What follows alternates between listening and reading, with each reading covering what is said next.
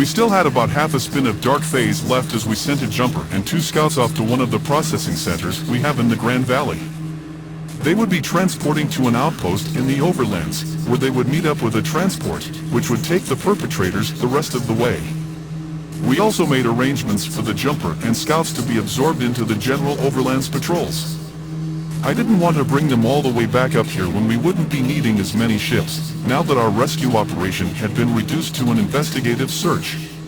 Having the additional scouts might also make it tempting to do more scanning and raising than would make sense, this far away from our border.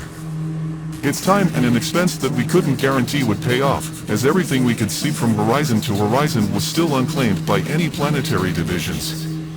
And from what we had encountered this far north up to this point, I wasn't sure our colony would be in any hurry to push north, at least on this side of the Great Rift. But we still had a lot of building to do in the Parted, which we had to stake prematurely due to the significant Glannite reserves we unexpectedly discovered there. So now, juggling the overlands and the Parted somehow makes me feel both ahead of schedule and behind at the same time. You can't help but put a clock on these things. Otherwise, you would be too careful, and would make little or no progress in the end.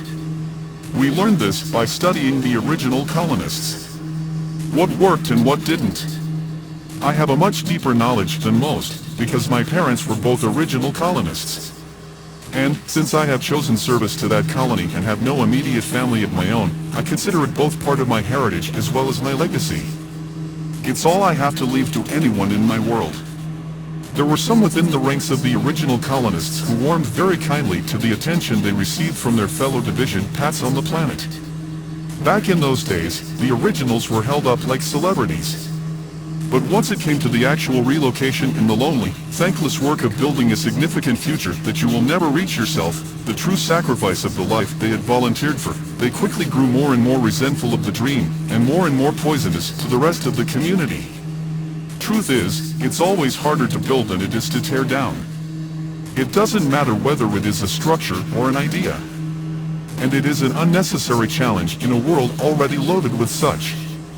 And aside from the race to see physical progress, you also want to establish sovereign progress just as quickly, if not even more so. The day we are able to declare our planet division our sister instead of our mother is going to be a great day for all of us in this colony.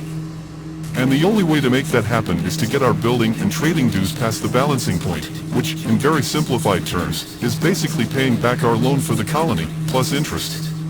So, you build as fast as you can, because you can only generate more revenue if you have a larger economy to feed. And you have to borrow to do it.